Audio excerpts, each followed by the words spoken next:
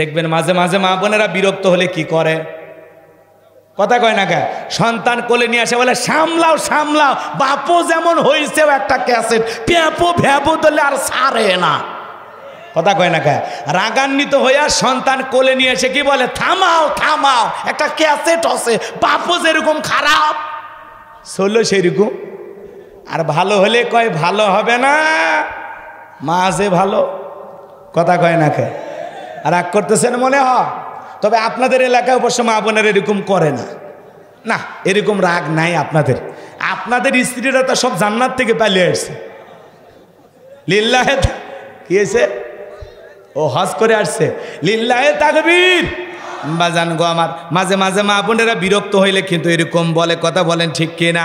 পৃথিবীর প্রথম মা মুসা নবীর মা, যে মা তার আপন সন্তানকে দুধ পান করানোর বিনিময়ে মাসে মাসে বেতন পেয়েছিল, বলেন সুবহানাল্লাহ। লম্বা ইতিহাস আমি লম্বা করব না, সংক্ষিপ্ত করে বলে দিয়ে যায়। মুসা নবী দুধ পান করানো শেষ হয়ে গেল, চলাফেরার বয়সে উপনীত হয়ে গেছে। আসিয়া একদিন সন্তানটাকে কোলের মধ্যে নিয়ে ফিরাউনের কাছে নিয়ে এসে বলে, সন্তানটাকে কোলে নাও, মানুষ দেখলে মনে করবে ছেলে তোমার না, ধরো একটু কোলে নাও।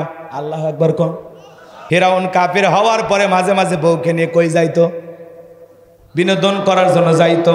হালাল বিনোদন করতে কিন্তু কোনো দোষ নাই। মাঝে মাঝে বিবিকে নিয়ে এখানে সেখানে ঘুরতে যাবেন, পর্যটন নগরী, কথা কয় না, কক্সবাজার নিয়ে বউকে নিয়ে চলে যাবেন, কোনো সমস্যা নাই। পর্দা করাইয়া মাঝে মাঝে বিবিকে নিয়ে বোরকা পরাইয়া ভালো ভালো মানে যেগুলোতে পিকনিক স্পট এগুলোতে যায় মাঝে মাঝে ঘুরে নিয়ে আসবেন, বিনোদন করবেন, কথা কয় না।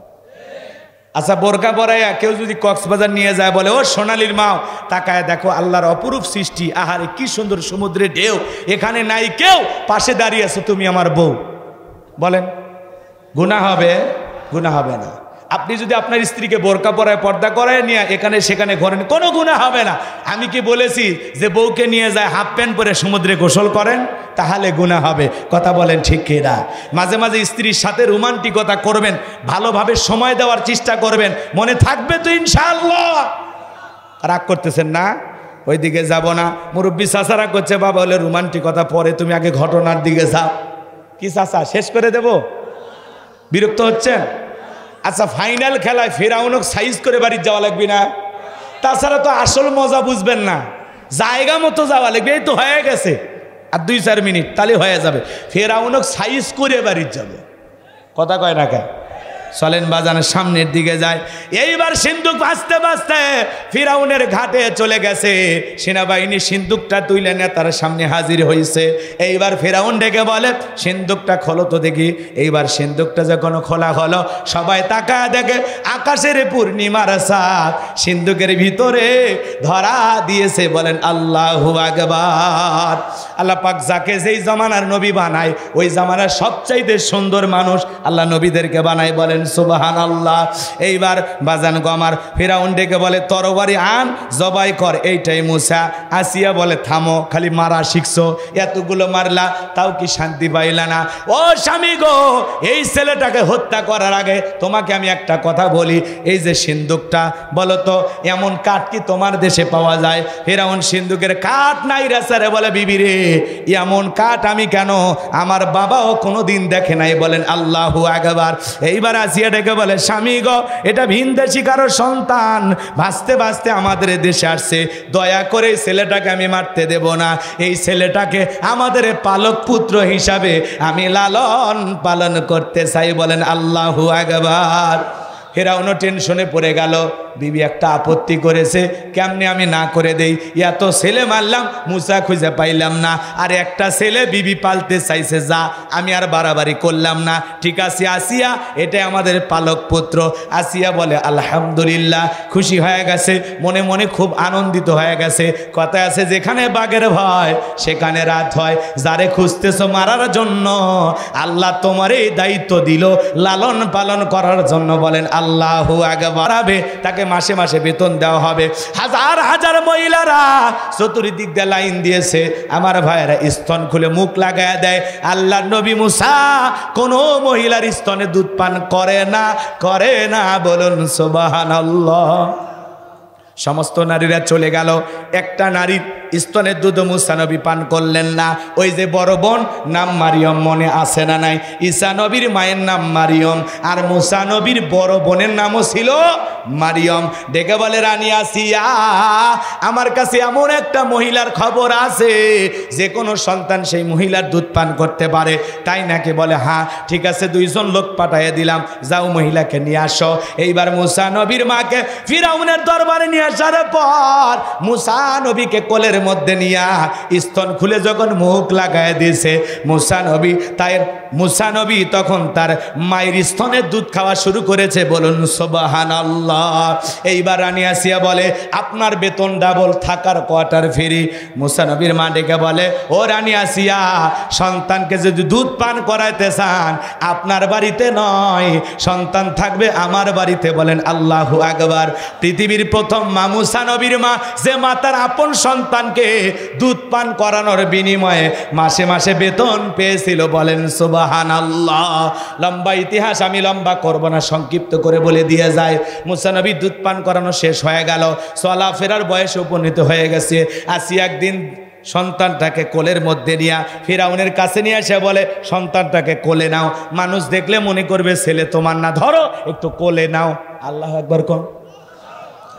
ছেলে মেয়ে ভালো হোক খারাপ হোক, বাবা মা উভয়কে দোষ নিতে হবে।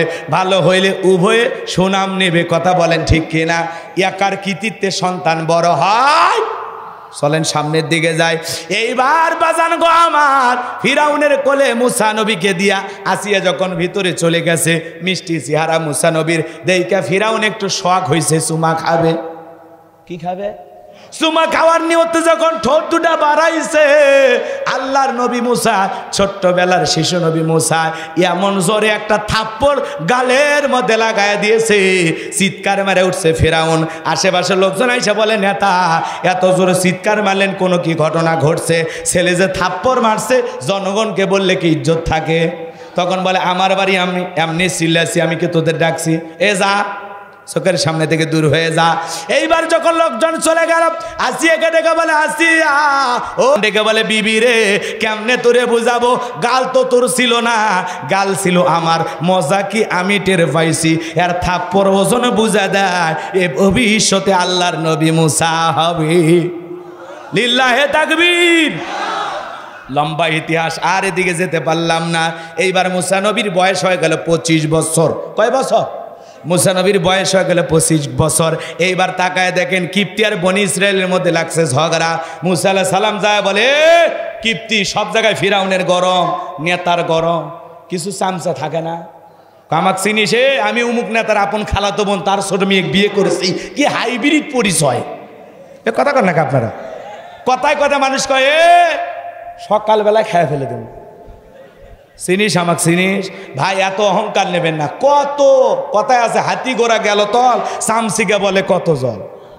তো তোমার মতো কত বড় নেতা কাল্লা সাইজ করছে, আর তুই তো চুনা পুটি রে, তুই তো চামচে, এত তো ধরলে তো তুই নাই হয়ে যাব। এ কথা কর নাকি আপনারা? আমি কি কারো নাম ধরছি? ভয় পান কেন? উদাহরণ দিয়ে সবাইকে গালি দেওয়া যাবে, খালি নাম বলা হবে না। এমন জায়গায় ঘা ভাসুর হয়েছে, ডাক্তার দেখানোর উপায় নাই, খালি ট্যাবলেট খালি হবি, আর ইঞ্জেকশন দিলে তো খালি জ্বলবি, বোঝেননি? পরে যাবি আর কবি, হুজুর কি মার দিল রে। কথা বোঝেননি? ক্লিয়ার করার দরকার নাই। রাগ করতেছেন আপনারা? বিরক্ত হয়েছেন?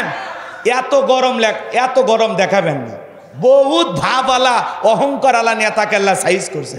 আল্লাহ যদি পিছনের দরজা একবার ঢিল করে দেয় আর 3 বার বমি করে, ও কিন্তু দাঁড়ায় থাকতে পারবে না। বগুড়া শহীদ যে মেডিকেল কলেজ হাসপাতালে ভর্তি হওয়া লাগবে। কথা বলে ঠিক কিনা? সকালবেলা বিবি দেখতে গেছে, ও সেলিমের বাপ, তোমার শরীরের কি অবস্থা? কয়, মা তুমি দোয়া করো। দুপুরবেলা ছেলে দেখতে গেছে, আব্বা শরীরের কি অবস্থা? কয়, ভাই তোমাকে চিনতে পারলাম না। তে কয়েকবার যদি পাতলা পায়খানা আর কয়েকবার বমি হয়, বউ বাচ্চাকে চিনার টাইম দিবি না। কথা বলে ঠিক কিনা? অহংকার করে লাভ নাই। ওই ইসরায়েলি ইহুদি জালেমেরা মুসলমান মারার ষড়যন্ত্র হাতে নিয়েছে, ওরা এখন বাড়ি ঘর ছেলে পালায়া যাচ্ছে। সুবহানাল্লাহ। কোন ইসরায়েলি ইহুদিরা এখন ফিলিস্তিনি ছেড়ে পালিয়ে পালিয়ে যাচ্ছে। আল্লাহু আকবার বলেন। মুসলমানের শিশুদের রক্ত নিয়ে খেলা করো। ৬,০০০-এর বেশি মানুষ মেরে ফেলে দিয়েছে, এর মধ্যে 40% কি শিশু। কথা বলেন ঠিক কিনা? এই জালেমদের অন্তরে কোনো মায়া দেয় নাই। এদের হামলা থেকে মসজিদ, গির্জা, হাসপাতালে কোনো কিছুই রক্ষা পায় নাই, মানুষের ঘর বাড়ি সব। জাতিসংঘের মহাসচিব যখন বলেছে যে ইসরায়েলি যা করতেছে হামাসের সাথে এটা বাড়াবাড়ি, আর হামাস সেই এমনি হামলা করে নাই, নিজেদের অস্তিত্ব টিকিয়ে রাখার জন্য পাল্টা আক্রমণ করেছে। কারণ ফিলিস্তিনের ভূমি হলো মুসলমানদের, এটা কোনো ইহুদিদের নয়। ইহুদিরা হলে এই জমিনে উড়ে এসে জুড়ে বসেছে। আচ্ছা, রোহিঙ্গার মুসলমানেরা কি এদেশের মালিক? এদেশের মালিক কারা? কথা কয় না, কথা কয়। এদেশে থাকার অধিকার কার? আপনার আমার। ওদেরকে আমরা দয়া করে ভালোবাসা মানবতার খাতিরে জায়গা দিছি। এখন কয়েক বছর পরে ওরা যদি যুদ্ধ লেগে বলে বাঙালিরা ভাগ ভাগ, তখন কি করবেন? নিজের সম্পদ, নিজের স্ত্রী, নিজের পরিবার, নিজের জান মাল, এগুলোর জন্য আপনি পাল্টা জবাব দেবেন না? তো এই হামাস, এদিকে খেয়াল করেন, এই ফিলিস্তিনের গাজা, এই মুসলমানদের উপরে ৭৫ বছর ধরে ওরা নির্যাতন জুলুম চালাচ্ছে। হামাস একটু কিছু অস্ত্র শস্ত্র পাইয়া একটু পাল্টা আক্রমণের জবাব দিছে, তখনই বলতেছে হামাস জঙ্গি। হামাস যদি কয়েকজন ইসরায়েলি ইহুদি মেরে জঙ্গি হয়, তোরা যে এ যাবৎ মুসলমান মারলি, তোরা তো পৃথিবীর সবচাইতে বড় জঙ্গি। কথা কয় না? এজন্য ওদের টনক নড়ে গেছে, বিশ্ব নেতাদের টনক নড়ে গেছে। ওরা পিছন দিয়ে অস্ত্র দিয়ে সহযোগিতা করতেছে, কেউ আর সামনে বাড়াইতেছে না। মুসলমানদের পাশে আমরা আসি না নাই? ইহুদিদের সংখ্যা বেশি নয়, ওরা মাত্র ১.৫ কোটি। কত? কথা কয় না। আর মুসলমানের সংখ্যা ২০০ কোটি। এই জন্য ভাইয়ের আমার, মর্দে মুজাহিদ হতে হবে। ফিলিস্তিনের মুসলমানদেরকে রক্ষা করার জন্য, আমাদের প্রথম কেবলা রক্ষা করার জন্য, বাইতুল মুকাদ্দাস পৃথিবীর ৩য় মসজিদ, সম্মান মর্যাদার দিক দিয়া এই মসজিদ রক্ষা করার জন্য যদি কখনো ডাক আসে, নিজের জীবনটা দিয়াও আল্লাহর এই পবিত্র ঘর মুসলমানদেরকে রক্ষা করার জন্য কারা কারা তৈরি আছেন? দুহাত তুলে আল্লাহকে দেখা। লিল্লাহে তাকবীর। বগুড়াতে যুবক নাই না? একটা যুবক তাকবীর দেওয়ার সাহস পাইল না। কি ট্যাবলেট খাইছে? তাকবীর দিলে ভয় লাগে নাকি আপনাদের? বিরক্ত হচ্ছেন? ভাইরা আমার, ফিলিস্তিনি নিরীহ মুসলমানদেরকে আল্লাহ পাক যেন বিজয় দান করেন, জোরে বলুন আমিন। এই জালেমদেরকে হটাইয়া আজকে তারা আমাদের বাইতুল মুকাদ্দাস দখল করে রেখেছে। আশেপাশে রাস্তাঘাটে যেখানেই মুসলমানেরা সুযোগ পায় সেখানে নামাজ আদায় করতেছে। বলেন সুবহানাল্লাহ, আরো জোরে বলেন সুবহানাল্লাহ। আজকেও কয়েকবার রকেট হামলা চালাইছে হামাস। কথা কয় না কে? কি চালাইছে? রকেট হামলা চালাইছে। আমরা কেউ যুদ্ধ চাই না, আমরা শান্তির পক্ষে, কিন্তু নিরীহ মুসলমানদের উপরে নির্যাতন চালানো হবে। ওরা প্রতিশ্রুতি দেয় গাজার দক্ষিণে যাও, দক্ষিণে গেলেও হামলা করে, যেখানে যায় হামলা করে। আজকে বাজান গো আমার, এই গাজাবাসীর আজকে 15টা দিন হয়ে গেল, এক ফোঁটা পানিও তারা খায় নাই, একটা রুটিও তাদের ভাগ্যে জোটে নাই। গাজাবাসীদের পথে পথে হাহাকার, পানির জন্য, খাবারের জন্য তারা ছুটতেছে। এক ফোঁটা পানিও জালেমেরা দিচ্ছে না। মিশরের বর্ডার সীমান্তবর্তী এলাকায় রাফাং, এই জায়গাতে শত শত গাড়ি আটকে আছে, ত্রাণ নিয়ে একটু সহযোগিতা পৌঁছাবে, কিন্তু ইসরায়েলি ইহুদিরা পাহারা দিতেছে যে না, ত্রাণ ঢুকতে দেওয়া যাবে না। নামসাম মাত্র 2-4টা গাড়ি ঢুকতে দিচ্ছে।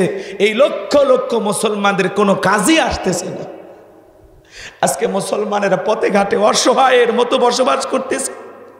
একবেলা খাবারও তাদের জুটতেছে না, এক ফোঁটা পানিও জুটতেছে না। আল্লাহ, ও আল্লাহ, হে রব্বি করিম, আল্লাহ ফিলিস্তিনের মুসলমানদেরকে আপনি বিজয় দান করুন। ওই ইসরায়েলি জালেমদেরকে হটাইয়া আপনার আসমান থেকে সাহায্য নাজিল কইরা আল্লাহ এই জমিনটাকে মুসলমানদের জন্য বিজয় দান করুন। জোরে বলেন আমিন, আরো জোরে বলেন আমিন। ভাইরা আমার, আমরা যুদ্ধ করতে পারবো না, কিন্তু তওবা ইস্তেগফার করে আল্লাহর কাছে দোয়া করতে পারবো। তাহাজ্জুদে চোখের পানি ছেড়ে দিয়ে বলবো, আল্লাহ ফিলিস্তিনের মুসলমানদেরকে বিজয় দাও, এই জমিনকে মুসলমানের জন্য কবুল করে দাও। দোয়া করতে পারবো তো ইনশাল্লাহ? পারবো তো ইনশাল্লাহ? বাজান গো আমার, লম্বা হবে, লম্বা করবো না, সংক্ষিপ্ত করে বলে দিয়ে যায়। যে কথা বলতে চাচ্ছিলাম বাজান গো আমার, আল্লাহ নবী মুসা ডেকে বলে, এই কিপ্তি, সব জায়গায় ফেরাউনের গরম দেখাও। নিজ সম্প্রদায় বনি ইসরায়েলের মানুষের পক্ষ নিয়ে মুসা নবী মারছে একটা ঘুষি বা থাপ্পড়। এক ঘুষি খায়া কিপ্তি দুনিয়ার থেকে ডিলেট। বলেন আল্লাহু আকবার। ইন্না লিল্লাহি ওয়া ইন্না ইলাইহি রাজিউন। একবারে মরে শুয়ে আছে। সঙ্গে সঙ্গে ফিরাউনের দরবারে হয়ে গেল মার্ডার কেসের আসামি। মামলা যখন দায়ের হয়ে গেল, আমার আল্লাহ ডেকে বলে, মুসা আর মিশরে থাকা যাবে না, এইবার মাদাইনের দিকে রওনা করো। আল্লাহ পাকের অর্ডার পাইয়া মুসা নবী চলে গেলেন মাদাইনে। এখানে পানি খাওয়ার ঘটনা আপনারা অনেকবার শুনেছেন, আমি ওই কথাগুলো আর বলতে চাই না। শুআয়ব আলাইহিস সালামের দুইটা মেয়ের সাথে দেখা হয়ে গেল। পানি খাওয়ানোর ঘটনাকে কেন্দ্র করে তারা যখন মুসা নবীকে বাড়িতে নিয়ে গেল, নিয়ে যাওয়ার পরে বলে, বাবা আমাদের একটা কাজের মানুষ দরকার, আপনারও বয়স হয়ে গেছে, আমরাও মেয়ে মানুষ, ওখানে পানি পান করাইতে পারি না। একটা ছেলে সাহসী পাইছি, আর ছেলেটা এত লাজুক এত ভদ্র, আমরা দুইটা বোন কয়েকটা ঘন্টা সময় কাটাইলাম, একটা বারের জন্য আমাদের চেহারার দিকে তাকাই নাই। বলুন সুবহানাল্লাহ। নবীরা লাজুক না হয়ে কি পারে? এইবার শুআয়ব আলাইহিস সালাম বলেন, ঠিক আছে মা, রেখে দিলাম। এইবার ভালো করে বোঝেন বাজান, শুআয়ব আলাইহিস সালামের বাড়িতে মুসা নবী রাখালের, এদিক খেয়াল করেন, রাখাল হিসেবে তাকে রাখা হয়ে গেল। মুসা নবীর ব্যবহার দেখা শুআয়ব আলাইহিস সালাম তার বড় মেয়ে সফুরার সাথে বিবাহ সম্পন্ন করে দিলেন। বলুন সুবহানাল্লাহ। এইবার মুসা নবী শ্বশুর বাড়িতে থাকলেন 8 থেকে 10 বছর। সুবহানাল্লাহ বলেন। কয় বছর? 8 থেকে 10 বছর। এলাকায় যদি কেউ ঘর জামাই থাকে, বুঝবেন নবী মুসা আলাইহিস সালামের সুন্নত আমল করতেছে। খবরদার খবরদার, ঘর জামাই বলে কেউ অবহেলা করবেন না। আমার আল্লাহ এবার ডেকে বলে, নবী মুসা আর কতদিন শ্বশুর বাড়ি মধুর হারি, এইবার গাট্টি গুটি গোছাও, স্ত্রীকে সঙ্গে নাও, আবারও মিশরের দিকে রওনা করো। আল্লাহর পয়গাম্বার আল্লাহর অর্ডার পাইয়া শ্বশুরের দেওয়া লাঠি নিয়া স্ত্রীকে সঙ্গে নিয়ে যখন তুর পর্বতে আসলেন, আমার আল্লাহ পাক তখন নবী মুসা আলাইহিস সালামকে নবুয়ত দান করলেন। বলুন সুবহানাল্লাহ। আমার আল্লাহ তখন বলেন, ওয়ামা তিলকা বিয়ামিনিকা ইয়া মুসা। আমার আল্লাহ ডেকে বলে, মুসা তোমার ডান হাতে ওইটা কি? মুসা নবী জবাব দিয়ে বলেন, ক্বালা হিয়া আসায়া আতাওয়াক্কাউ আলাইহা ওয়া আহুশু বিহা আলা গনামি ওয়া লিয়া ফিহা মাআরিব উখরা।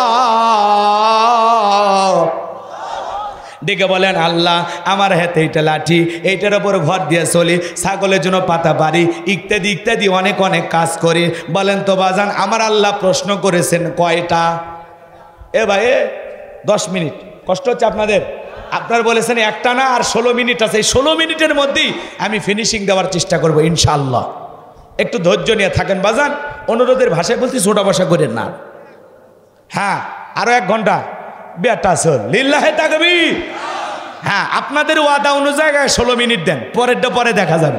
আমার ভাইয়েরা, আমার আল্লাহ ডেকে বলে, মুসা হাতে ওইটা কি? মুসা নবী জবাব দিয়ে বলে, আল্লাহ এটা লাঠি, এটার ওপর ভর দিয়ে চলি, ছাগলের জন্য পাতা বাড়ি।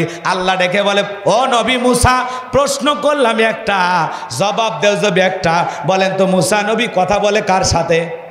আল্লাহর সাথে কথা বলতে মজা আছে না নাই? এ যুবক, দুনিয়ার একটা মহিলা যদি ভুল করে রং নাম্বারে একবার মিস কল দেয়, আর তুমি যদি কল রিসিভ করার পরে মহিলা কণ্ঠ পাও, তুমি তো পাগল হয়ে যাও। কথা কয় না গা? বারবার ওই মহিলাকে কল দেয়, মহিলা কল বাধ্য হয়ে রিসিভ করে বলে, ভাইয়া সরি আমার ভুল হয়ে গেছে। কয় ভুল করলি কেন? এইবার ভুলের মাসুল দে। কেন আমার নিভানো আগুন জ্বালাইলি? এখন ভালোবাসা দিবি কি না বল। কথা কয় না খে? একটা মেয়ে রং নাম্বারে মিস কল দিলে যুব সমাজ পাগল হয়ে যায়। কথা বলে ঠিক কি না? এরকম আছে না নাই? এরকম ঘটনা ঘটে কি না? এক মহিলা কুড়িগ্রাম থেকে রাত 3:30টার পরে আমারে ফোন দিয়েছে, হ্যালো তুমি কে সোহেল? আমি বললাম না, আমি একটা হুজুর মানুষ। বা ঢং করো না, রাত চলে গেলে আফসোস করবা। ও কি তাহাজ্জুদ পড়ার জন্য ডাকতেছে? এরকম শয়তানি মানুষ আছে না নাই?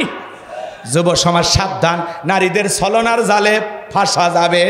ওরা ছেলেদের ভালোবাসে না, ওরা ছেলেদের মন নিয়ে খেলা করে। ওরা আইফোন গিফট দিলে তারে বেশি ভালোবাসে। এজন্য যুগ জামানা পাল্টে গেছে। এখন মানুষের ভিতরে মনুষ্যত্ববোধ বলে কিছু নাই। এজন্য বিয়ের আগে কোনো অবৈধ প্রেম ভালোবাসার সম্পর্কে জড়ানো যাবে জায়েজ না হারাম? মনে থাকবে তো ইনশাল্লাহ। পিতামাতা পছন্দ করে বিয়ে দেবে যেখানে বরকত আছে সেখানে। মুরব্বীরা ভালো জানে যে কোন জায়গায় দিলে তোমার সংসার টিকবে, বিদায় পিতামাতার অবাধ্য হয়ে বিবাহ করা যাবে। যুব সমাজকে আল্লাহ হেদায়েত দান করুক, জোরে বলুন আমিন। যুব সমাজ আবার খুব, এখনকার যুবকেরা খুব চালাক, বাপ রে বাপ। একটা চয়েস করে এসে উত্তর পাড়ার লাকি চয়েস হয়ে গেছে, আব্বা রাজি থাকলে 1 সাপুন না হলে 2 সাপুন, আছে না নাই? এদেরকে থামানো খুব মুশকিল। ভাইরাল যুগ জামানার ছেলে, বোঝেন না? ডিজিটাল স্মার্ট ছেলে পেলে। চলেন সামনের দিকে যায়, বিরক্ত হচ্ছেন? হন, আপত্তি নাই, এইবার শেষ করে দিচ্ছে। শোনেন বাজান গো আমার, এইবার আমার আল্লাহ পাক ডেকে বলেন, কলা আলকিহা ইয়া মূসা, মূসা রে তোমার হাতের লাঠিটা তুমি এইবার নিক্ষেপ করো। ফা আলকাহা ফা ইযা হিয়া হাইয়াতুন তাসআ। যখন লাঠিটা নিক্ষেপ করলেন হয়ে গেল বিশাল বড় একটা সাপ। মুসা নবী বলে, বাপ রে বাপ, এ যে জাতের সাপ, আমার বংশ করে দিবে সাপ। এই কথা বলে জোরে মারছে লাফ। আমার আল্লাহ ডেকে বলে, মুসা রে লাফালাফি কেন করতেছো? ডেকে বলে, আল্লাহ লাঠি ফেলাইলাম, যে বড় সাপ হইছে যদি সবল মারে এই ডরে আমি দৌড়াইতেছি। আমার আল্লাহ ডেকে বলে, মুসা ভয় পাওয়ার কোনো কারণ নাই। কলা খুযহা ওয়ালা তাখাফ সানুঈদুহা সিরাতাহাল উলা। আল্লাহু আকবার। আমার আল্লাহ ডেকে বলে, মুসা ভয় পাওয়ার কোনো কারণ নাই। আমি আল্লাহ পাক যে লাঠিকে সাপ বানাইলাম, পূর্বের মতো হাত দাও, হাত দাও, হাত দাও, আমি আল্লাহ পাক আবারও পূর্বের মতো লাঠি বানায় দেব। বলেন সুবহানাল্লাহ।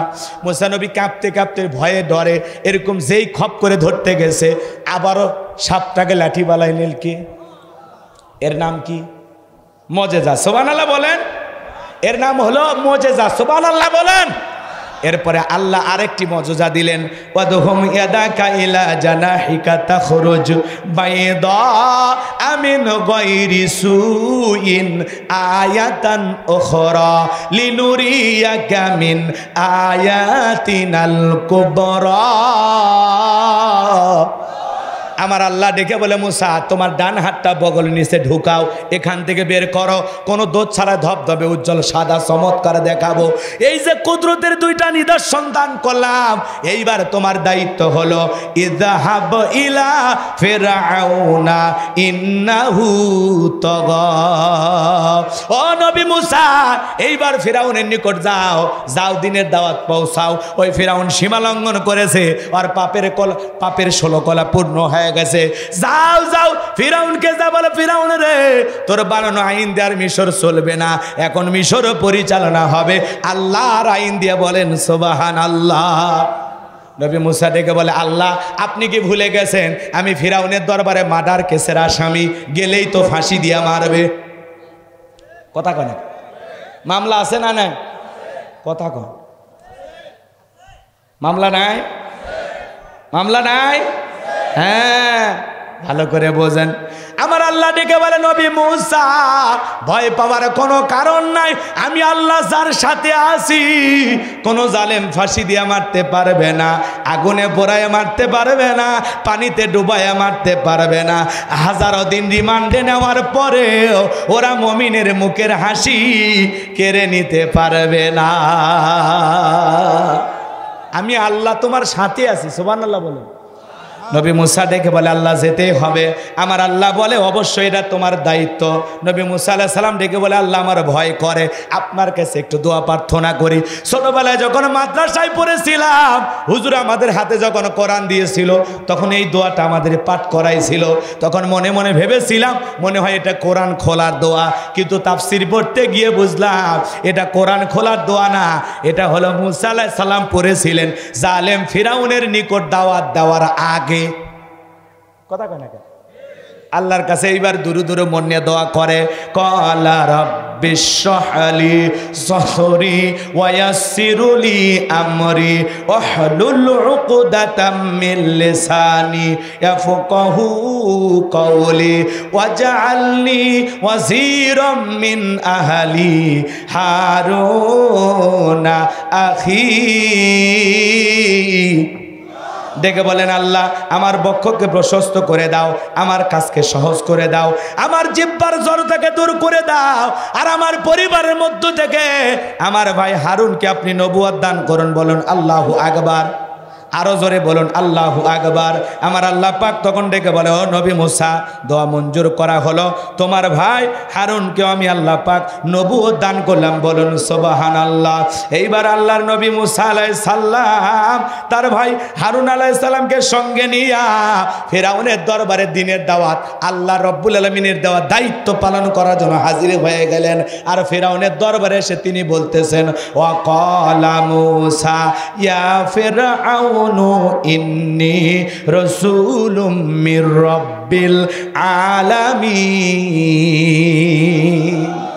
ডেকে বলেন, হে মুসা আলাইহিস সালাম ডেকে বলেন, হে ফিরআউন, আমি বিশ্বের রবের পাঠানো একজন রসুল, তোমার কাছে আমি দাওয়াত নিয়ে আসছি। সুবহানাল্লাহ। তাহলে দাওয়াত পাওয়ার কাফেরের অধিকার আছে না নাই?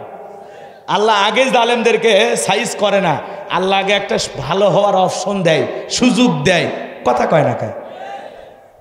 মুসা আলাইহিস সালাম যায় বলতেছে, হে ফিরআউন, আমি বিশ্বের রবের পাঠানো একজন রসুল, তোমার কাছে দাওয়াত নিয়ে আসছি। প্রত্যেকটা কথা বুঝাইতে গেলে আয়াত টু আয়াত যদি আমি বলি, কমপক্ষে পুরো ঘটনা ফিনিশিং দিতে গেলে আরো 120টার মতো আয়াত তিলাওয়াত করা লাগবে। কয়টা? 1 মিনিট করে ধরলে 120 মিনিট। অতএব সংক্ষিপ্ত পরিসরে কথাটা 2-4টা আয়াতের মধ্যে আমি শেষ করে দিই। খারাপ লাগতেছে? যেহেতু তাফসিরুল কোরআন মাহফিল লিখেছেন, আমি আগে ঘটনাটা নিয়ে আসলাম, ছোট থেকে বড় করলাম, এরপরে তো আসল জায়গায় যাওয়া লাগবে। কথা কোন ঠিক কিনা? সেই জায়গায় আমরা চলে আসছি। এইবার একটু মনোযোগ দিয়ে শোনেন বাজান গো আমার। আল্লাহর পয়গাম্বার মুসা আলাইহিস সালাম যখন বলেন, হ্যাঁ ফিরআউন, আমি বিশ্বের রবের পাঠানো একজন রসুল, আমি আল্লাহর ব্যাপারে সত্য ছাড়া অন্য কিছু বলবো না, বিদায় বনি ইসরাইলদেরকে গোলামির জীবন থেকে, দাসত্বের জীবন থেকে মুক্তি দিয়ে আমার সাথে যেতে দাও। বলেন আল্লাহু আকবার। এইবার ফিরআউন ডেকে বলে, ক্বালা ইন কুনতা জিতা বিআয়াতিন ফাআতি বিহা ইন কুনতা মিনাস সাদিকিন। ফিরআউন ডেকে বলে, তুমি যদি বাস্তবিক কোনো দলিল, স্পষ্ট দলিল প্রমাণ যদি তোমার কাছে থেকে থাকে, তুমি নবীয়তের দাবি করতেছ, এটার যদি প্রমাণ তোমার কাছে থাকে তুমি আমাদের সামনে উপস্থাপন করো। যদি তুমি সত্যবাদী হও। নবী মুসার কাছে প্রমাণ আছে কয়টি? আরো জোরে কর। এই মজেজা দিয়েছেন কে? আল্লাহর পয়গম্বর। এইবার হাতের লাঠিটা ফেলা দিলেন, হয়ে গেল বিশাল বড় একটা সাপ। এইবার যখন বগল নিচের থেকে হাত বের করলেন, এই দুইটা যখন ধবধবে উজ্জ্বল সাদা চমৎকার দেখাইলো, লাঠি ফেলালেন, সাপ হয়ে গেল, বগল নিচে হাত বের করলেন, ধবধবে উজ্জ্বল সাদা চমৎকার দেখালো। এই দৃশ্য দেখার পর ফিরআউনের পরিষদের লোকেরা ডেকে বলে, এই ছেলেটা হলো মস্ত বড় জাদুকর। কারণ ওই দেশে জাদুর ব্যাপক প্রচার প্রসার ছিল, এই জন্য নবীর মুজিজা ওদের কাছে জাদুর মতো মনে হলো। কথা বুঝছেন? বুঝছেন? এইবার শোনেন শোনেন শোনেন। এইবার ফিরআউনের লোকেরা ডেকে বলে, ও নেতা, এই ছেলে আমাদেরকে জাদুর ভয় দেখায়া ক্ষমতার চেয়ারে বসতে চায়, দেশ থেকে বিতাড়িত করতে চায়। অতএব ও জাদু দেখাছে, জাদু দিয়েই জাদুর মোকাবেলা করা হবে। ফিরআউন তখন বলে, তাহলে কি করতে চাও? বলে, আমাদের টাকা পয়সা ক্ষমতার তোর অভাব নাই, দেশ বিদেশের যত দামি দামি জাদুকর আছে সবাইকে একত্রিত করে সেমিফাইনাল খেলা করা হবে। ফাইনাল এখনই না, প্রথমে সেমিফাইনালত নিয়ে গেলাম, ফাইনাল পরে। রাগ করতেছেন নাকি আপনারা? ফিরআউন বলে, আমি রাজি হয়ে গেলাম। আল্লাহ পাক বলেন, ইয়াতু বিকুল্লি সাহিরিন আলিম। শহর বন্দর থেকে হাজার হাজার জাদুকর ফিরআউনের নিকট উপস্থিত করা হলো। সমস্ত জাদুকররা ডেকে বলে, ও নেতা, আপনার শত্রু, আপনার বিরোধী দল, তারে যদি পরাজিত করতে পারি, বলেন তো আমাদের পুরস্কার কি থাকবে? এই কথা যখন বলা হলো, আমার ভাইয়েরা, ফিরআউন তখন বলেছিল, ক্বালা নাআম ওয়া উম্লা মিনাল মুকাররাবিন। ফিরআউন তখন ডেকে বলে, আমার বিপক্ষের শক্তি হলো মুসা, মুসাকে যদি পরাজিত করতে পারো, তোমরা যদি জাদু দেখায় মুসাকে পরাজিত করতে পারো, তোমরা সবাই আমার নিকটবর্তী লোক হইবা, এই দরবার হবে তোমাদের বসবাসের জায়গা, প্রত্যেকের জন্য ভিআইপি রুম, বাড়ি ঘর সব বানায় দেব, খালি মুসাকে পরাজিত করো। এ যাও মাঠে নামো, যাও। আল্লাহু আকবার কর। বিরক্ত লাগতেছে? এইবার হাজার হাজার দর্শক এই খেলা দেখার জন্য রেডি। সেমিফাইনাল, কথা কয় না? ভারত পাকিস্তান না, অস্ট্রেলিয়া পাকিস্তানও না, কথা কয় না কেন? এটা কি ওই জামানায় জাদুকরেরা মুসা আলাইহিস সালামকে এইবার প্রস্তাব দিতেছে, ও নবী মুসা, জাদুর বান আগে কে নিক্ষেপ করবে, তুমি না আমরা? মুসা আলাইহিস সালাম ডেকে বলে, ওস্তাদের মাস শেষ রাতে, তোমরা তোমাদের খেলা দেখাও, শুরু করো, দেখি তো তোমাদের পাওয়ার আর দৌড় কত দূর। আল্লাহু আকবার বলেন। বাজান গো আমার, এইবার তারা জাদুর বান নিক্ষেপ করতে লাগলো। বাঘ বানায়, ভাল্লুক বানায়, রশি বানায়, আগুন বানায়, এমন কি মানুষের চোখে পর্যন্ত তারা জাদুর বান নিক্ষেপ করলো। 1 নয় 2 নয়, সেদিন তারা 80,000 জাদু নিক্ষেপ করেছিল। আল্লাহু আকবার। এইবার বাজান গো আমার, ওরা যখন জাদুর বান নিক্ষেপ করতে করতে শেষ হয়ে গেল, এইবার তারা ডেকে বলে, ও নবী মুসা, আমাদের চালান পাতি যা ছিল সব শেষ, আর আমাদের কোনো তবিল নেই, এইবার তুমি তোমার খেলা দেখাও। আমার আল্লাহ বলেন, ওয়া আওহাইনা ইলা মূসা আন আলকি আসাকা ফাইদা হিয়া তালকাফু মা ইয়াফিকুন। আমার আল্লাহ ওহির মাধ্যমে বলেন, ও নবী মুসা, ভয় পাওয়ার কোনো কারণ নাই, ধরে আসো হাতে কি কয় লাঠি, শুধু ছেড়ে দাও। সুবহানাল্লাহ। শুধু হাতের লাঠিটা ছেড়ে দিয়ে তুমি দর্শকের মতো খালি খেলা দেখো। 4-6 কেমনে বিটাই বুড়া মানুষটা। আল্লাহু আকবার বলে। এইবার বাজান গো আমার, লাঠিটা নিক্ষেপ করা মাত্রই হয়ে গেল বিশাল বড় একটা সাপ। যেই সাপের ঠোঁটটা নিচুতে, ওপরের ঠোঁটটা 80 ফিট উঁচুতে। সুবহানাল্লাহ বলেন। 80 ফিট উঁচুতে সমস্ত জাদুর বান এক নিঃশ্বাসে খায়া কয়, ফেরাউন আরো আছে। সুবহানাল্লাহ কন। এই দৃশ্য দেখে ফেরাউনের পিছনে রাস্তা দিয়ে গরম হাওয়া বের হয়ে গেছে। আল্লাহু আকবার বলেন। আর তখন জাদুকররা বুঝতে পারলো নবী মুসা আলাইহিস সালাম যেটা দেখালেন এটা জাদু না, এটা জাদুর দাদু। আল্লাহু আকবার খান। কারণ ডাক্তার ডাক্তার চেনে, ইঞ্জিনিয়ার ইঞ্জিনিয়ার চেনে, বক্তা বক্তা চেনে, আলেম আলেম চেনে, হুজুর হুজুর চেনে, কথা কয় না? নেতা নেতা চেনে, দালাল দালাল চেনে, স্বর্ণকার স্বর্ণকার চেনে, কথা কয় না? কথা কয়। যাই যেই কাজ করে তাই সেই কাজে পারদর্শী, আর একজনকে দেখলেই বোঝে, কথা কয় না? কে রাগ করতেছেন? তো জাদুকররা বুঝতে পেরেছে নবী মুসা যেটা দেখাছে ওইটা কোনো জাদুর শক্তি হতে পারে। তাহলে মুসা আলাইহিস সালাম যে রবের কথা বলতেছেন, নিঃসন্দেহে সেই রবের কুদরতি শক্তি, এতে কোনো সন্দেহ নাই। তখন তারা কি করলেন? ওয়া উলকিয়াস সাহারাতু সাজিদিন, সিজদায় মাথাটা নত করলেন। সুবহানাল্লাহ বলেন। এবং তারা বললেন, ক্বালু আমান্না বিরাব্বিল আলামিন রব্বি মুসা ওয়া হারুন। আল্লাহু আকবার বলেন। তখন তারা ডেকে বলে, আমরাও ঈমান আনলাম বিশ্বের রবের প্রতি, যিনি হলেন আসমান জমিনের মালিক, যিনি হলেন মুসা এবং হারুনের রব, আমরাও সেই রবের প্রতি ঈমান গ্রহণ করলাম। বলুন সুবহানাল্লাহ। এইবার তারা যখন মুসলমান হয়ে গেল, তারা যখন ঈমান গ্রহণ করলো, ফিরাউন তখন ডেকে বলে, আমার অনুমতি ছাড়া তোমরা ঈমান গ্রহণ করলা, তোমাদের এত বড় সাহস। এইবার জালেম ফিরাউন হুমকি দেয়, তোমাদেরকে শুলিতে চড়াবো, ফাঁসি দিয়া মারবো। কি দিয়ে মারবি? কি দিয়া? কয় তোমাদের হাত পা কেটে নেব, শুলিতে চড়াবো, ফাঁসি দিয়ে মারবো। দেখবেন জালেমেরা যখন পারে না, ওদের শেষ অস্ত্র হলো হুমকি, দেখে নেওয়া হবে। কথা কয় না? কে ওদের শেষ অস্ত্র হলো কি? হুমকি। হুমকি দিয়ে কোনো লাভ নাই, হুমকি দিয়ে কোনো লাভ। বিজয় মুসলমানদের হবে, কথা বলে ঠিক কি না? সামনের দিকে যাই বাজান গো আমার, লম্বা হবে, লম্বা করব না। এইবার দলে দলে মানুষ কালেমা পড়ে মুসলমান হতে লাগলো। এটা আর ফেরাউনের সহ্য হলো না। এইবার ফেরাউন আট ঘাট বেঁধে চতুর্দিক দিয়ে হামলা করেছেন।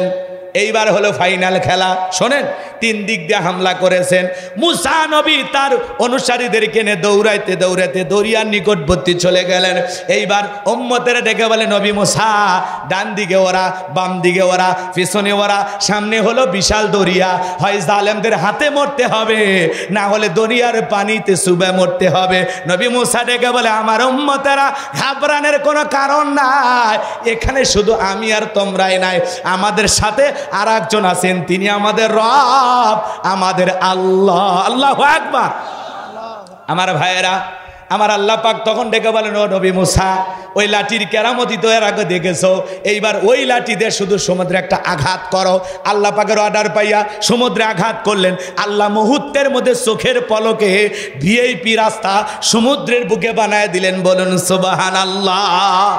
কুন ফায়াকুন, আল্লাহ বলে হও, ফায়াকুন সঙ্গে সঙ্গে হয়। আল্লাহর কোনো কিছু সৃষ্টি করতে কি দেরি হয়? কথা কয় না। সমুদ্রের বুকে রাস্তা বানানোর ক্ষমতা কার? এইবার আল্লাহ ডেকে বলেন, ওয়াজাওয়াজনা বিবানি ইসরাঈলাল বাহরা ফাআতবাহুম ফিরআউন ওয়া জুনুদুহু বাগয়া ওয়া আদওয়া। আল্লাহ পাক ডেকে বলেন, আমি নবী মুসা এবং তার অনুসারীদেরকে বিশাল দরিয়া নিরাপদে পার করে দিলাম। বলুন সুবহানাল্লাহ। এইবার ফিরআউন তার সেনাবাহিনী নিয়ে দৌড়াইতে দৌড়াইতে সমুদ্রের নিকটবর্তী এসে দেখে ওরা তো নদী পার হয়ে গেছে, বিশাল দরিয়া পার হয়ে গেছে। এইবার ফিরআউন সমস্ত সেনাবাহিনীদেরকে বলে, এই ধর, এই সবাই ওঠাই, এই সবাই রাস্তাতে ওঠো ওঠো। ও মনে করছে আর বাপ দাদা 14 গোষ্ঠী বানায় গেছে, বোঝেন নাই। এইবার সবাই মিলে যখন ওই রাস্তাতে উঠেছে, বাজানো গো আমার, এরা যখন সমুদ্রের মাঝামাঝি চলে গেছে, আমার আল্লাহ তখন ডেকে বলে, পানি রে, তুই তোর খেলা দেখা। কি মনে করছেন আল্লাহ আসমান থেকে ফেরেশতা পাঠাইছে? না, শুধু পানিকে ওয়াদা দিতেছেন, পানি তুই তোর খেলা দেখা। পানি কি খেলা দেখায়? ঢেউ, উথাল পাতাল ঢেউ সমুদ্রের বুকে সৃষ্টি হলো। এক এক ঢেউ ফিরআউনের চেলা চামুন্ডা যা ছিল সব ভাঁচা নিয়ে যায়, এমন সুবানি খেলেছে, একটা সুবানি সবগুলো ফুলে উঠছে। সুবহানাল্লাহ কর। সব পানি সুবানি খায়া শেষ। বেঁচে আছে কে জানেন? বড়ডা। কে খে? বড়ডা। এ বড়ডা মরার আগে কি নাটকটা আল্লাহর সাথে করছে শুনবেন না? আল্লাহ বলতেছেন, ও তখন মরার আগে কি বলতেছে জানেন? ক্বালা আমানতু আন্নাহু লা ইলাহা ইল্লাল্লাযী আমানাত বিহি বানু ইসরাঈলা ওয়া আনা মিনাল মুসলিমিন। দেখে বলে আল্লাহ, আমিও ঈমান আনলাম। কি করতেছে? কে? ফিরআউন দরিয়ার বুকে পানি খাইতে খাইতে মরার আগে কি নাটক আল্লাহর সাথে করে বলতেছে, আমিও ঈমান আনলাম। কার প্রতি? কই বনি ইসরাইলেরা যে আল্লাহর প্রতি ঈমান আনছে, আমিও সে আল্লাহর প্রতি ঈমান আনলাম। ও আনা মিনাল মুসলিমিন, আল্লাহ আমি মুসলমান হয়ে গেছি, আর সুবেশ না। কথা কে বোঝেন নাই? ফিরআউন যদি এই সময় মুসলমান হয়, আপনার আমার মুসলমান হয়ে দাম আছে? কথা কয় না কে? একই ওয়াকাম বদকাম কম করছে, সেই কথা আল্লাহ তত্ত্বটা ফাঁস করে দিলেন। আল আনা ওয়াকাদ আসাইতা ক্বাবলু ওয়া কুনতা মিনাল মুফসিদিন। আল্লাহ ডেকে বলে, এখন ঈমান আনছো, এখন এই সমুদ্রের বুকে বাঁচানোর কেউ নাই, ক্ষমতার চেয়ার নাই, মাতবাড়ি নাই, শরীর পানির মধ্যে হাবুডুবু খাইতেছে, এই বিপদের মুহূর্তে বলতেছো আল্লাহ আমি মুসলমান হয়েছি। আল আনা, এখন, এই মুহূর্তে। এর আগে তুমি কি করেছো ভুলে গেছো? ক্ষমতার দাপটে সীমা লঙ্ঘন করেছো, নাফরমানি করেছো, জমিনে বিশৃঙ্খলা সৃষ্টি করেছো। ক্ষমতার দাপটে 40 বছর শিক্ষা ব্যবস্থা বন্ধ করে রেখে ঘরে ঘরে তোমার তৈরি করা মূর্তি ঢোকায় দিয়েছো। তোমার ঘরের বিবি আমি আল্লাহকে রব মানার কারণে গরম তেলে চুবাইয়া হাজারো নির্যাতন করে তাকে বিদায় করে দিয়েছো। আমি আল্লাহ কিছুই ভুলি না। আর এখন তুমি বলতেছো ঈমান আনতেছো। শোন, তোর ঈমান আমি আল্লাহ গ্রহণ করলাম, তোর টাইম শেষ। এই দরিয়ার বুকে নামার আগে যদিও তওবা করতো, হয়তো আল্লাহ কবুল করতো। কথা কয় রাখে। আর এ যে অপরাধ করছে, নিজেকে রব বলে দাবি কইরা, দাম্ভিকতা অহংকার যা করেছে, মুসলমানদের উপর নির্যাতন জুলুম যা করেছে, এরকম নরপিশাচ জালেম কাফেরকে আল্লাহ ক্ষমা করতে পারে? আল্লাহ ক্ষমা না করে ডেকে বলে, ফেরাউন মরার আগে শোন, তোর লাশটা আমি আল্লাহ রেখে দেব। পৃথিবীবাসীর জন্য তোর ইতিহাসের পাতায় তোর নাম থাকবে, আর তোর লাশটা আমি আল্লাহ রেখে দেব, যাতে দুনিয়াতে আর কেউ যেন ফেরাউন হয়ে জন্ম নিতে না চায়। আর যদি কেউ তোর মতো ফিরাউন হতে চায়, সে যেন এখান থেকে শিক্ষা গ্রহণ করে যে ফিরাউনদের জীবনের পরিণতি ভালো হয়। কথা কন না কেন? আজও মিশরের জাদুঘরে ফিরাউনের সুটকি আছে না নাই? ওটা কিন্তু ফিরাউন না, ওটা ফিরাউনের সুটকি। কথা কয় না কেন? ওই মিশরের জাদুঘরে মুসলমানের দেখতে যায়, আর পায়ের জুতে খুলে কয় এই সেই ফিরাউন, মার জুতে। 50,000 1 লাখ টাকা দামের জুতে খালি ফিরাউনের ওই সুটকির উপরে মারে। তাহলে বলেন তো বাজান, এই সুটকি ফিরাউনক যদি মুসা প্রেমিকেরা জুতা মারে, জেতা ফিরাউনক যদি পাইতো, আর চামড়া দিয়ে ডুগডুগি বাজাইতো। কথা বলেন ঠিক কিনা? এই জন্য বাজান গো আমার, ফিরাউনকে আল্লাহ পাক দরিয়ার বুকে চুবায়া চুবায়া বিদায় করে দিয়েছিলেন। সে আল্লাহ আজও আছে না নাই? যে আল্লাহ নমরুদের মতো জালেমকে ল্যাংরা মশার কামড় খাওয়ায় বিদায় করেছেন, আবু জেলকে বিদায় করেছেন, বিদায় আজকেরও যারা মুসলমানের রক্ত নিয়ে খেলা করে ইসলামালাদেরকে বিদায় করে দিতে চায়, ওই জালেমদের পরিণতি নমরুদ ফিরাউনের মতোই ভয়ঙ্কর হবে হবে হবে। লিল্লাহে তাকবীর, নারায়ে তাকবীর। ইসলামের শত্রুরা, জালেমেরা পৃথিবীতে চিরকাল টিকে থাকতে পারে? মনে রাখবেন, দেহের জোর ক্ষমতার জোর কারো চিরকাল থাকে? পৃথিবীতে কেউ স্থায়ী হয় না, হোক না সে নমরুদ কিবা ফিরাউন, কেউ ভাবে চিরকাল রয় না। কথা কনে? কেউ ভাবে চিরকাল রয় না। ইসরায়েল ইহুদিরাও রবে না, ভারতের দাদারাও রবে না। কথা কয় না কে? জো বাইডেনও রবে না। পৃথিবীর যত ক্ষমতা ধরক নেতা হোক না, কয়ে ম্যাক্রো ফ্রান্সের প্রেসিডেন্ট, ওই ইসরায়েলদেরকে সমর্থন দেওয়ার জন্য ওই দেশে চলে গেছে। কত বড় জাউরা! এ কথা কন না কয়? এমনি তো কয়েকদিন আগে রসুলক গালি দিল, পৃথিবীর মানুষ এখনো ভোলেনি। সাংবাদিকেরা সংবাদ সম্মেলন করতেছে, প্রকাশ্যে একজন জুতে মারছে। কারণ এ চরিত্রহীন, এ বাস্টার্ড, এ জারোর সন্তান, এর জন্মের ঠিক নাই। ও আবার মুসলমানের রক্ত ঝরতেছে, ওই জায়গায় গেছে সমর্থন দিবার। তাহলে কি ভালো মানুষ? কথা কন। এরা কারা? এরা হলো পৃথিবীর অবৈধ জারোর সন্তান। এদের জন্মের ঠিক নাই। এদের যে বাপ কটা, এর মাও সারা দুনিয়ার কেউ জানে না। এই জন্য এরা রসুলকে গালি দেয়, এই জন্য এরা মুসলমানদেরকে হত্যা করে। কথা বলে ঠিক কিনা? রাগ কইরেন না। উতুল্লিম বাদা যালিকা জানিম।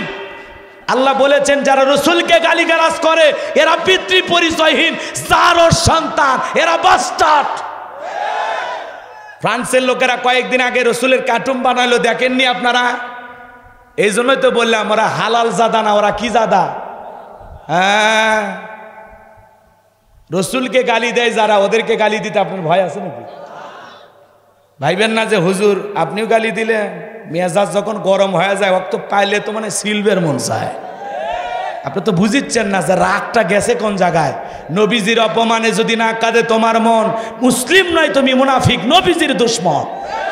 যারা নবীকে গালি দেয় তাদের সাথে আমরা বন্ধুত্বের হাত মিলাই, আমরা কি মানুষ? এক কথা কর না কেন? রাগ করতেছে? রসুলের দিকে খেয়াল করেন, রসুলকে গালি দেয় ফ্রান্সের মানুষেরা কেন? সেই গোপন তত্ত্ব জানেন? পৃথিবীর 228টা রাষ্ট্র আছে, এর মধ্যে গবেষণা করা হলো, জরিপ করা হলো, এই ফ্রান্সের লোকেরা মাঝে মাঝেই কেন রসুলের বিকৃতি করে, কার্টুন বানায় কেন? কারণটা কি? এইবার জরিপ করে দেখা গেল বিয়ের আগে ফ্রান্সের মহিলারা সন্তান জন্ম দেয়। তাহলে বিয়ের আগে যদি সন্তান হয়, বলেন তো এটা বৈধ না বৈধ? এটা কি? জারোর সন্তান। কথা বলে ঠিক কি না? কথা আমার না, কথা আমার না, আল্লাহর। উতুল্লিম বাদা যালিকা জানিন, নবীকে যারা গালি দেয় এরা পিতৃ পরিচয়হীন যার সন্তান। ওলীদ বিন মুগীরা রাসূলকে গালি দিয়েছিলেন অকাট্য ভাষায়, নবীর মুখের কাছে যা সরাসরি নবীকে গালি দেয়। কে? ওলীদ বিন মুগীরা। তখন আল্লাহ পাক সূরা কলমের এই আয়াত নাজিল করে বলেন, নবী গো, আপনাকে গালি দেয় তারা বাপ ছাড়া অন্য পুরুষের দ্বারা জন্ম হয়ে দুনিয়াতে আসে যারা। ওলীদ বিন মুগীরা যখনই রাসূল বলেছেন উতুল্লিম বাদা যালিকা জানিম, আরবের মানুষ কি আরবি বোঝে না? কথা কয় না কে? মারছে দৌড় বাড়িতে যা বলে, ও মা ঝর্ণা, নবী আমাকে বলেছেন উতুল্লিম বাদা যালিকা জানিম, আমি নাকি পিতৃ পরিচয়হীন যার সন্তান। তখন তার মা বলতেছে মনে মনে যে এই গোপন তথ্য নবী জানলো কেমনে? নবীকে জানিয়ে দিয়েছেন কে? আরো জোরে বলেন। আর ওলীদ বিন মুগীরা রাগে ক্ষোভে বলে, এ মা, যা বলবি সত্য বলবি, খবরদার মিথ্যা যেন না হয়। তখন বলতেছে, বাবা যা বলবো সত্য বলবো, মিথ্যা আমি বলবো না। তোর বাবা ব্যবসা বাণিজ্যের কাজে এতটাই ব্যস্ত, আমার জীবনের সুন্দর সময়গুলো চলে যায়, যৌবনের সময়গুলো চলে যায়, তোর বাবা আমার দিকে ফিরেও তাকায় না। তোর বাবা টাকা আছে নে, তোর মায়ের মন বোঝে না। কথা কয় নাকি? এই জন্য তাকায় দেখি বাড়ির আশেপাশে তোর চাচা ঘুরঘুর করতেছে। দেখবেন ভাই যদি বিদেশে থাকে, এলাকায় দেবরের আমদানি কমে না বাড়ে। ওরা এসে স্লোগান তোলে, ভাবি ভাইয়া তোমার বর, আমি যে দেবর, ভেবে দেখো ভাবি কার কত দাবি। ভাই গেছে মালয়েশিয়ায়, আমি তো দেশে আসি। কথা কয় না কে? আর ভাবি যদি ডিজিটাল হয় তখন বলে আসলেই তুই আমার আপন। কথা কয় না কে? আর এই সুযোগে দেবর যদি চান্স পায়, কয় ভাবি আপনাকে দেখলে মনে হয় আপনার বিয়েই হয়নি। কেরে বদমাইশ, বিয়ে না হলে ভাবিটা কিস কাক? কথা কন না কে আপনারা? আর ভাবি যদি নেককার, দিনদার, ইমানদার হইতো, পর্দা করনেওয়ালা হইতো, কোরআন পড়নেওয়ালা হইতো, তখন বলতো কুল্লিল মুমিনিনা ইয়াগুদ্দুনা মিন আবসারিহিম। আল্লাহ পাক বলেছেন মুমিন পুরুষের দৃষ্টি থাকবে নিচের দিকে। এ দেবর, আমাকে দেখার অধিকার শুধুমাত্র তোর ভাইয়ের, আমাকে দেখা তোর জন্য জায়েজ নাই। কিন্তু সেই ইমানদার ভাবি পাওয়া যাবে এখন? কথা কন। রাগ কইরেন না, মহিলা মা বোনেরা আছে, আবার মন খারাপ কইরেন না। মা বোনেরা পর্দায় থাকলে তারা সব দিক দিয়ে ভালো থাকবে। পর্দা হলো নারী সিকিউরিটি দেবে, পর্দা নারীকে নিরাপত্তা দেবে, পর্দা নারীর সম্মান মর্যাদা বাড়ায় দেয়। কথা বলে ঠিক কি না? যাই হোক, কথা বেড়ে গেছে, দোয়া করে দিই, কথা অনেক হয়ে গেছে, ঘটনার সামনের দিকে না নিয়ে যাই। হ্যাঁ চলুক, অনেক রাত হয়ে গেছে। তো বেঁচে থাকলে আবারও দেখা হবে 1:01 বাজে।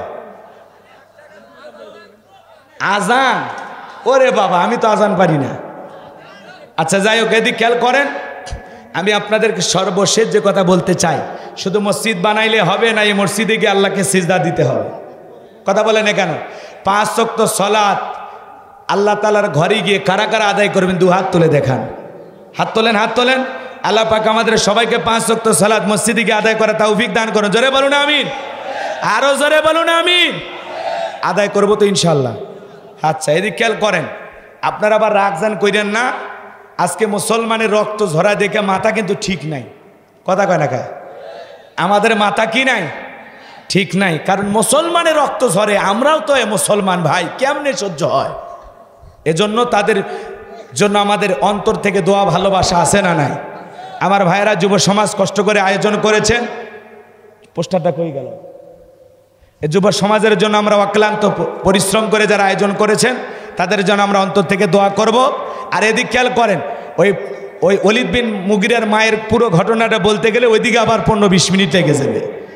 অতএব ওই দিকে আর না যায়, এতটুকু পরিষ্কার থাকেন। এদিক খেয়াল করেন, শেষ করে দেব আজান। আজান পারি না ময়না। আচ্ছা এদিক খেয়াল করেন, বেঁচে থাকলে তো আবারও দেখা হবে ইনশাল্লাহ। আমার এদের পাশে কোথায় যেন আর একটা মাহফিল আছে আপনাদের এই পাশে, আমার মনে পড়তেছে না তারিখটা। আপনারা যখন পোস্টার বের হবে দেখতে পারবেন। আজকে আপাতত যেটুকু আলোচনা হয়েছে, বক্তা শ্রোতা সবাইকে আল্লাহ পাক আমল করার তৌফিক দান করুন, মা বোনদেরকে পর্দা করার তৌফিক দান করুন, আমাদের সবাইকে 5 ওয়াক্ত সালাত মসজিদে গিয়ে জামাতের সহিত আদায় করার তৌফিক দান করুন। ওয়া আখিরি দাওয়ানা আনিল হামদুলিল্লাহি রাব্বিল আলামিন। সকলে দরুদ ইব্রাহিম পড়ুন। আমরা একটু ফিলিস্তিনি মুসলমানদের জন্য দোয়া করব। আমি আপনাদের কাছে আমার জন্য দোয়া চাই না, দোয়া চাই ফিলিস্তিনি মুসলমানদের জন্য। করবেন তো ইনশাআল্লাহ? সকলে দরুদ ইব্রাহিম পড়েন। আল্লাহুম্মা সাল্লি আলা মুহাম্মদ ওয়া আলা মুহাম্মদ কামা সাল্লাইতা আলা ইব্রাহিম ওয়া আলা আলি ইব্রাহিম ইন্নাকা হামিদুম মাজিদ। আল্লাহুম্মা বারিক আলা মুহাম্মদ ওয়া আলা আলি মুহাম্মদ কামা বারাকতা আলা ইব্রাহিম ওয়া আলা আলি ইব্রাহিম ইন্নাকা হামিদুম মাজিদ। ভাই দোয়া করে দেই, পরে আপনারা বলে নিন। হ্যাঁ, আল্লাহুম্মা আমিন। রব্বানা যালামনা আনফুসানা ওয়া ইল্লাম তাগফির লানা ওয়া তারহামনা লানাকুনান্না মিনাল খাসিরিন। কাতলাহার পিছন পাড়া মাদারি পাড়া জামে মসজিদের উদ্যোগে আজকের তাফসীরুল কোরআন মাহফিলের সভাপতি হাফেজ মাওলানা মোহাম্মদ আব্দুর রউফ সাহেবকে আল্লাহ কবুল করেন। প্রধান অতিথি জনাব মোহাম্মদ হামিদুল আলম মিলন ভাইকে আল্লাহ কবুল করেন। প্রধান পৃষ্ঠপোষক আল্লাহ তাআলা জনাব মোহাম্মদ হাবিবুর রহমান বিপ্লবকে আল্লাহ কবুল করেন। প্রধান উপদেষ্টা জনাব মোহাম্মদ রাসেল মাহমুদ পলাশ ভাইকে আল্লাহ কবুল করেন। বিশেষ অতিথি যাদের নাম আছে আল্লাহ কবুল করে নেন। আলোচনা করেছেন হযরত মাওলানা মুফতি আব্দুল জলিল আল হোসাইনি সাহেবকে আল্লাহ কবুল করে নেন। রব্বুল আলামিন, আমরা যারা হাত তুলে ধরেছি তাকায় দেখো গো আল্লাহ, আমাদের অনেকের মা নাই, বাবা নাই, এতিম বানায় কবরে চলে গেছে। জনম দুঃখিনী মায়ের কথাকে ভোলা যায়, আদরের বাবার কথাকে ভোলা যায়, যে মা 10 মাস 10 দিন গর্ভে ঠাই দিয়েছে, প্রসবের যাতনা সহ্য করেছে, 2.5 বছর বুকের দুধ পান করাইছে। ওই জনম দুঃখিনী মা যাদের অন্ধকার কবরে চলে গেছে, আল্লাহ মায়ের কবরে আর সবটুকু পৌঁছায় দাও, বাবার কবরে আর সবটুকু পৌঁছায় দাও, বাবা মার কবর জান্নাতের বাগান বানায় দাও। রব্বির হামহুমা কামা রব্বায়ানি সগীরা, আকু রব্বির হামহুমা কামা রব্বায়ানি সগীরা। আমাদের আত্মীয় স্বজন পাড়া প্রতিবেশী যারা কবরে চলে গেছে তাদের কবরে আর সবটুকু পৌঁছায় দেন, কবরগুলো জান্নাতের বাগান বানায় দেন।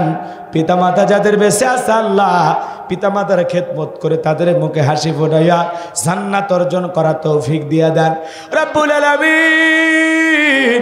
এই গভীর নিশীথে হাত তুলেছে আল্লাহ, তাকায় দেখো কত দাড়ি পাকা মুরব্বীরা হাত তুলেছে, কত যুবকেরা হাত তুলেছে, আল্লাহ তাআলা কত আলেম ওলামা বান্দারা হাত তুলেছে, পর্দানিশী মা বোনেরা হাত তুলেছে। আল্লাহ যার হাত দুখানা পছন্দ হয় সে হাতের বদৌলতে আজকের দোয়াকে কবুল আর মঞ্জুর করে নাও রব্বুল আলামিন। আমি গুনাহগার, তোমার দরবারে দোয়া করি গো আল্লাহ, দীর্ঘ সময় কোরআন সুন্নাহর আলোকে বাস্তবতাকে সঙ্গে রেখে আলোচনা করেছে আল্লাহ।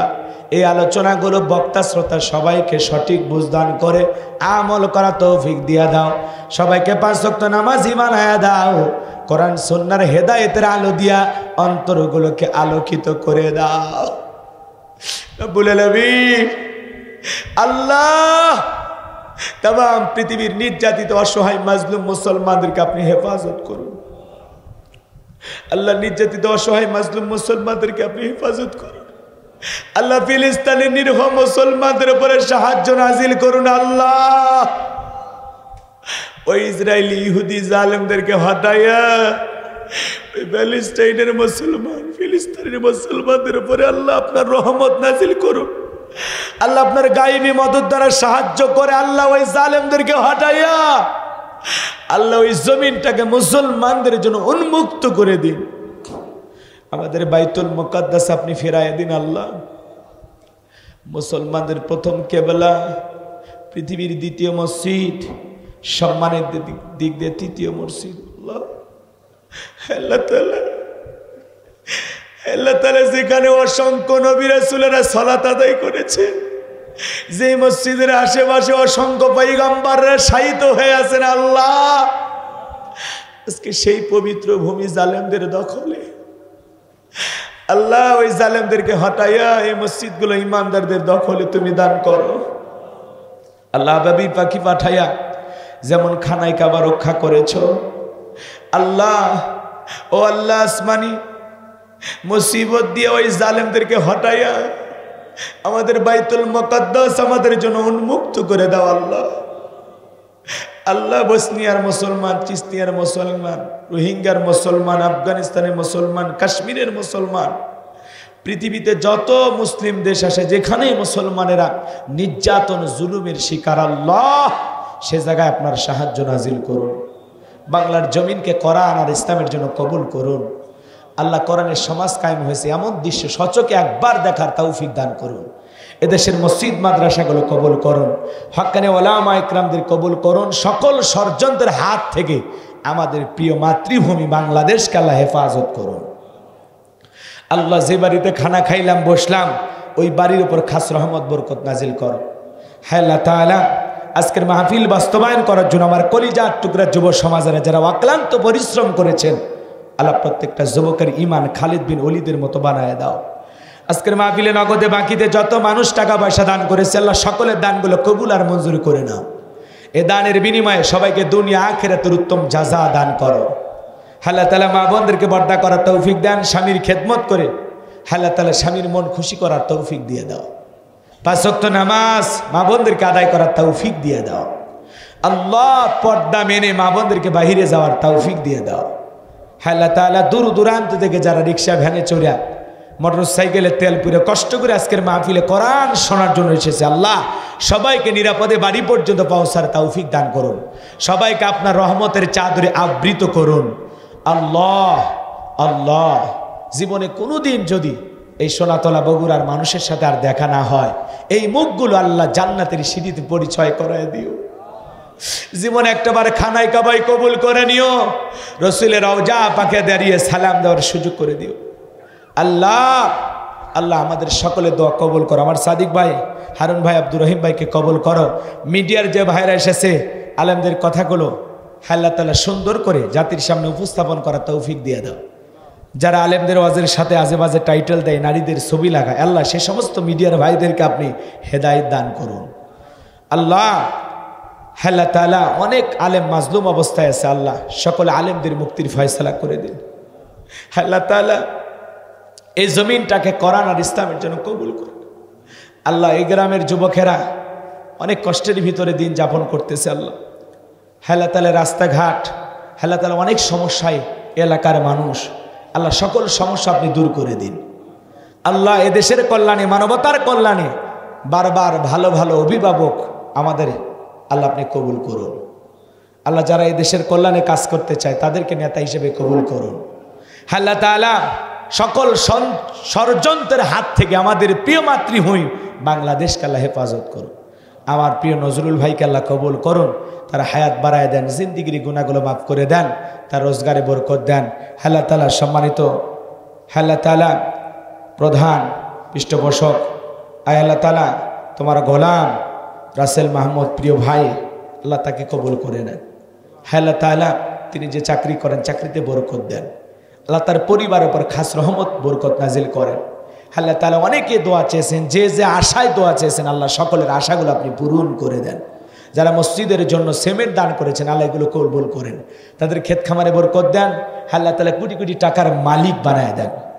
সুবহান রাব্বিকা রাব্বিল ইজ্জাতি আম্মা ইয়াসিফুন ওয়া সালামুন আলাল মুরসালিন আলহামদুলিল্লাহি রাব্বিল আলামিন।